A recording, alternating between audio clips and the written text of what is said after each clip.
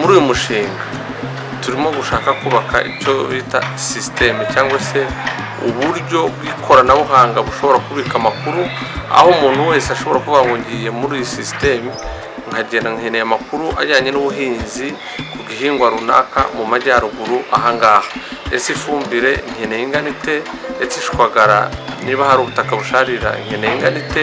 ese iki gihingwa ngihinze nabona umusaruro w'agateganyo expected yield ungana utya watuma nkora icyo gihingwa aho hantu, no kumenya n'ibibazo by'isuri by'aho hantu runaka yahisemo mu buryo bw'ikoranabuhanga akahabona. Ariko kandi ibi byashoboka ko umuturage adashobora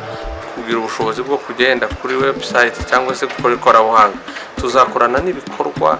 by'iyamamazabuhinzi n'isakazabuhinzi extension service, aho tuzahuza iyo system cyangwa ubwo buryo bw'ikoranabuhanga bubitsa amakuru y'ubutaka n'ibihingwa mu gihugu, bikorane na extension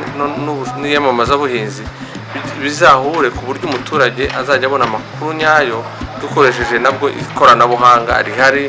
kuri message ya telefone mobile money cyangwa se Airtel money, aho ashobora gukira amakode akavuga ngo ndashaka kumenya hano hantu ntuye muri UPI y'ubutaka, nkeneye ingano y'ifumbire ingana gute, nkeneye ubutaka bwanjye bumeze gute, koko ubutaka bwanjye burasharira, niba busharira mu ruhe rwego, niba busharira mu rwego rukabije nashyiramo ishwagara lime ingana itya, niba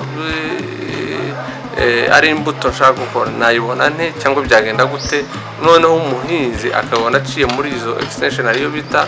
SNS smart kunganire. Ariko kandi hari n'ibindi bikorwa bwo gusakaza, aho ufite aba extensionist muri lab no mu turere bashobora kurebera amakuru muri ubwo buryo bw'ikoranabuhanga, iyo system aho bashobora kwakira amakuru y'igihugu cyose aho ngaho.